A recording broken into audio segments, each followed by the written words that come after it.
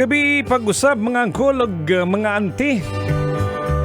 Mga na sa tagkatahuran karon nga orasaha.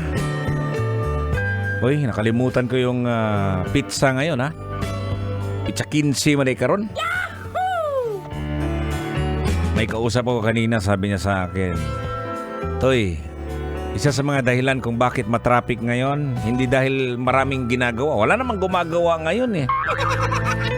Dahil natanggap na nila ang kanilang 13-month pay. Baling grabihan, no? Mo ba? Hoy, sa mga misis na nakatutok ngayon, check up nyo si mister, baka meron ng 13-month pay. Stilan. Pero wala pa ta, ha? Oh, mas okay pa yung ano, no? 13-month pay natin, mamaya pa yan, no? Or kaya December pa lang, no? Yung panahon na kung saan makakalimutan ng asawa. Ay, nako. Ayan po, no? Congrats pala sa mga maraming pera ngayon. Ayan, balik po tayo sa ating pinag-usapan mga angkol ug mga auntie. Yung kahalagahan po ng pagpapaalam, no?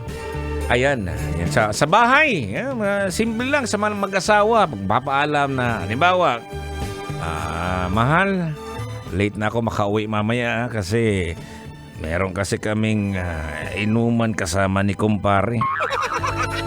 Mga ganon ba? O kaya sa opisina, no, hindi po ako makakapasok, ma'am, sir, kasi may sakit po ako. Doon pala sa gilid, tuba na hangover. Ayan, napaka-importante mga kabisyo ang pagpapaalam. Kasi ang epekto nito ay depende na kung paano ito ginagamit. Nang kung unsa ba sa mga depende sa sitwasyon, no? Subalit sa pangkalahatan, no, mga kabisyo, no? Ang pagpapaalam ay may tendency na magdudulot ng positibong ugnayan at pagkakaintindihan sa pagitan ng mga tao. Ito yung sinasabi, no? The bottom line sa pagpapaalam o kaya yung pananghid ba? Kahit anong aspeto yan, sa bahay ba ninyo, sa opisina, sa kaibigan mo, eto, pakikipagkapwa-tao. Ayan, nagpapakita ito ng respeto sa kapwa-tao at nagbibigay ng mensahe na siyempre ikaw concerned ka rin sa kaniyang damdamin at opinion. Muna giingon diya nga mura ng bottom line no? So nagrespetar ka sa naturang tao. Yan. So mga kabisyo, no, sa mga nag-like at saka nag-follow sa aking fan page Totoy Bato Official, ato daw basahin natin yung iilan dito. Pero bago ang lahat, no, gusto ko munang batiin to, no, nakatutok sa atin ang isang taxi driver na nasakyan, maligayang pakikinig. GPS taxi plate number UMB 911. Isang pasahero nag-message sa akin kanina. Nakatutok daw sa atin dito. Ayan, marami pong salamat, no? At bigyan natin ng pagkakataon sa mga nag-message sa aking fan page dito sa Totoy Bato Official para naman matuwa naman sa mga ganitong oras pag binati na yung pangalan na natutuwa yan, di ba? How much more yung talagang nakikinig ngayon. Ayan, no? Eto, basahin po natin sa mga nakatutok ngayon. Hello at ano ba yung cheers! Ayan, si Arbiter Brad.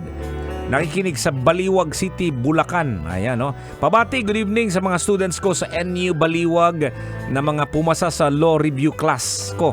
RJ, Mika, Adriel, Kim at Desiree, no? Good luck sa CPA licensure examination. Galingan palagi. Nagmahal si Attorney RV. Ayan, no? At hanggang dito na lang po tayo. Ang ating programa ay pinag-uusapan lang po natin ang iba't ibang mga aspeto, yung mga nangyayari po sa buhay natin.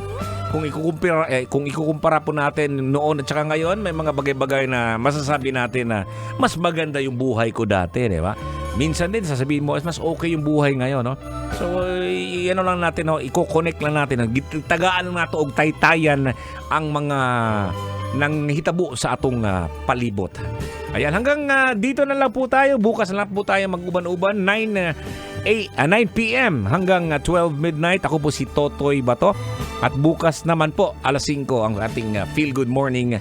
Kasama niyo po si Uncle Dagol at saka si Tanya Chinita.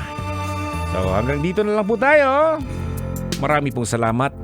Maayong gabi. Amping nga sa pag-uli, mga uncle o mga ante.